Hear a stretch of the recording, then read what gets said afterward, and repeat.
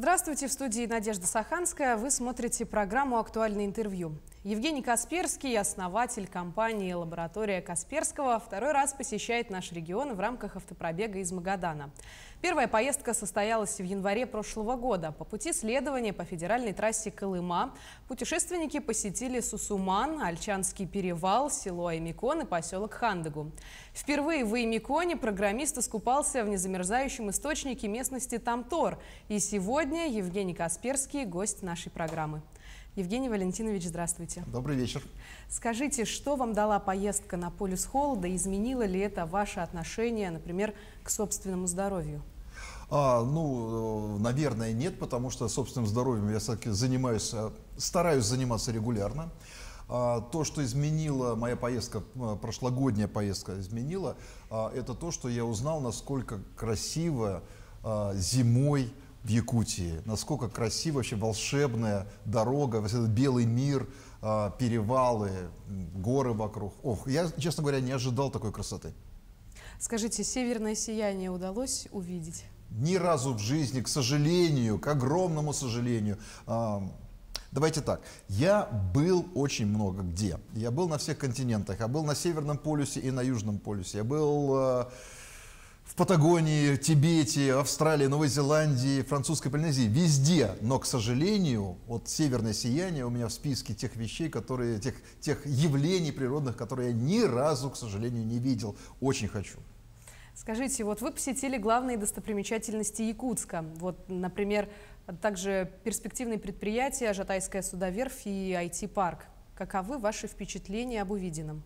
Наверное, самое главное, то, что запомнилось больше всего, это все-таки вот этот проект по мамонту, то есть оживить мамонта. Я думаю, что это вообще уникальнейший проект, и я очень надеюсь, что у ребят в этих все получится. Огромной им удачи.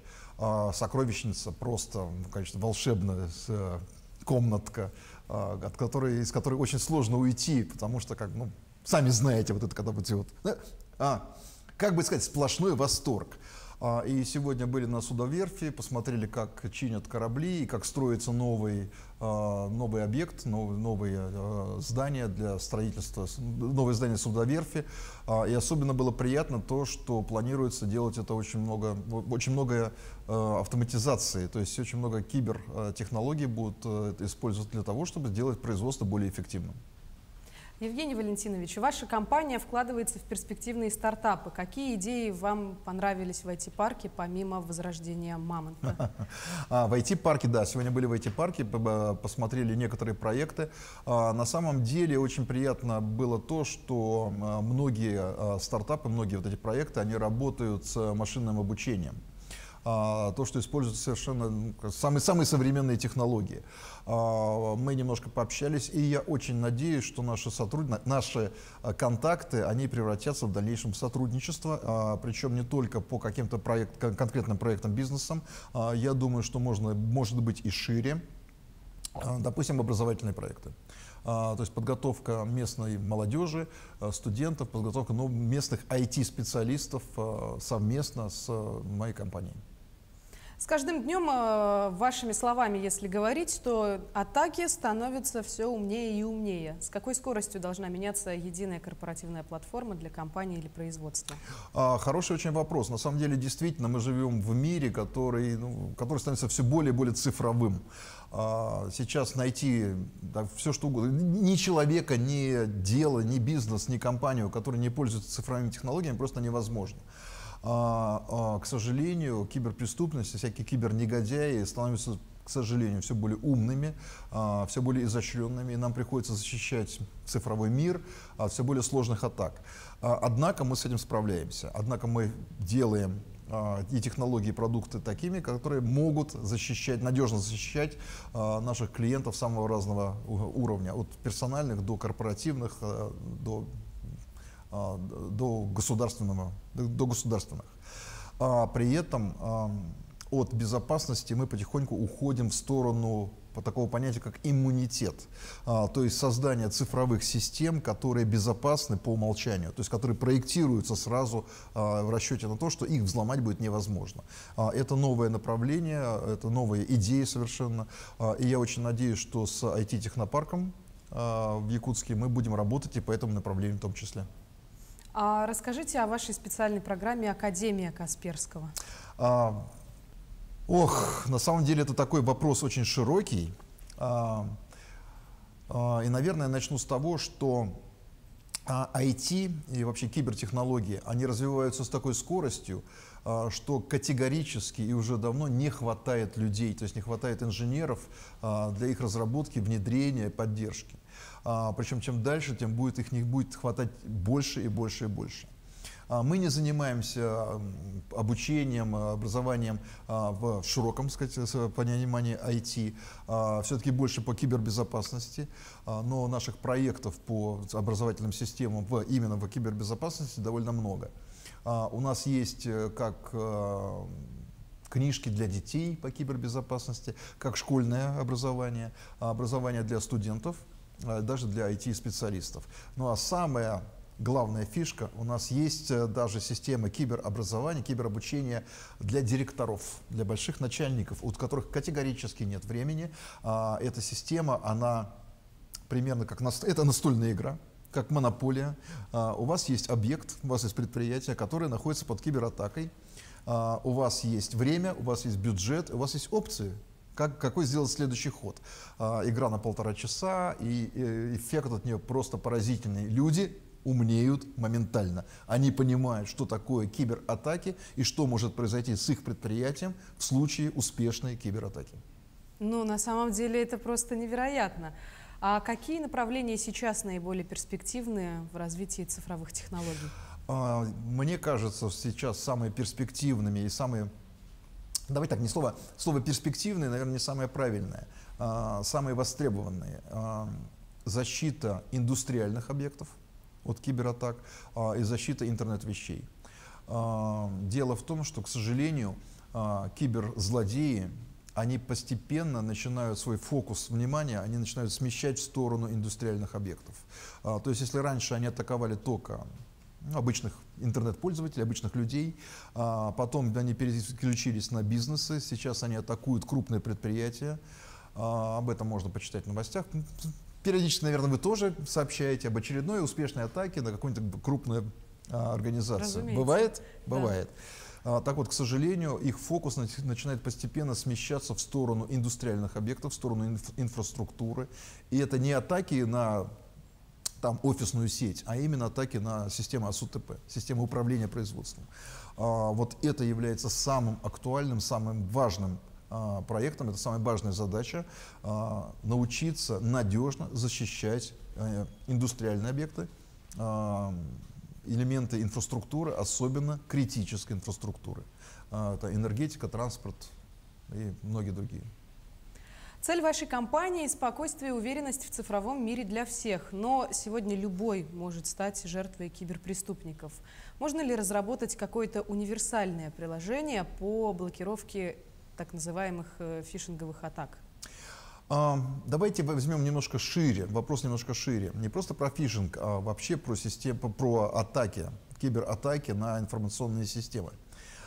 Если использовать традиционные операционные системы, если пользоваться традиционными подходами к разработке киберсистем, то, к сожалению, гарантировать стопроцентной непробиваемости, стопроцентной защиты никто не берется. Однако, если перейти к системам, которые мы называем кибериммунными, то есть системы, которые изначально спроектированы непробиваемыми, изначально защищенными, то вот здесь, наверное, можно говорить о стопроцентной защите. Для большинства людей вы, Евгений Валентинович, почти как мифический герой из мира цифровых технологий. Да, это действительно так. Но какие же книги вы читаете, где вы берете силы для вдохновения, как вы отдыхаете? Признаюсь честно, вот прямо сейчас я не читаю ни одной книжки, потому что слишком много времени проводим за рулем. Мы с группой моих коллег, на самом деле, все, кто сейчас со мной путешествует, это все люди из компании, сотрудники компании.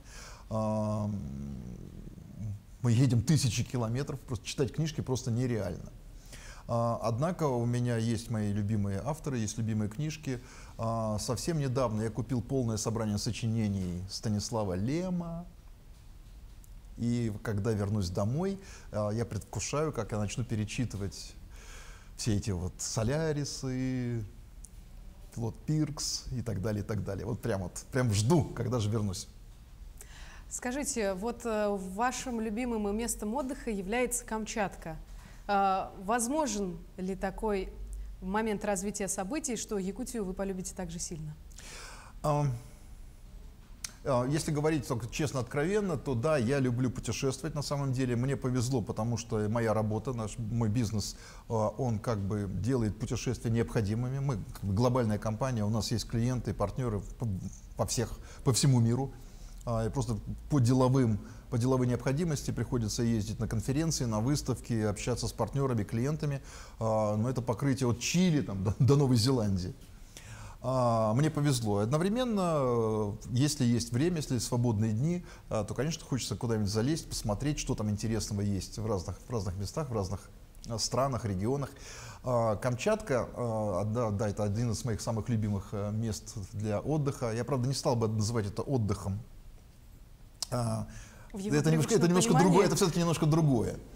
При этом, у меня есть список самых красивых мест в мире, вот по моей классификации. Камчатка №1, Новая Зеландия. Камчатка №2, вот это две самых топовых по красоте, два самых топовых региона. Якутия очень красивая, и все-таки, наверное, я был в Якутии летом, в 2013 году, в августе. В Якутске был на Ленских столбах, причем Ленские столбы — это тоже одно из самых красивых мест в мире. Это вот в моем списке оно есть, самых красивых мест в мире.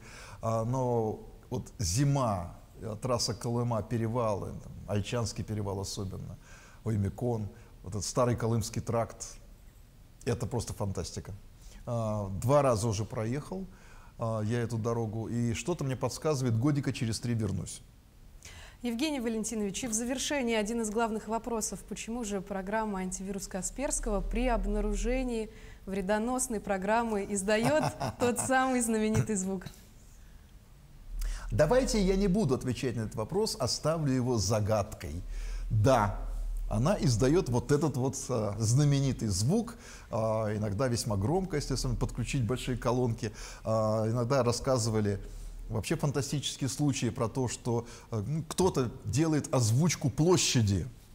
Стоит огромная вот эта техника звуковая, вставляет флешку с музыкой, и там оказывается вирус. И на всю площадь, по всему городу раздается хрюк.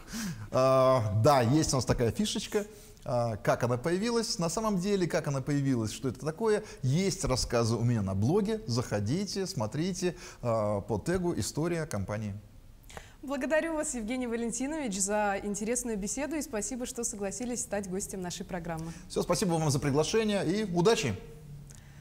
Напомню, вы смотрели программу «Актуальное интервью». Сегодня мы говорили об IT-технологиях с Евгением Касперским. Берегите себя. До встречи!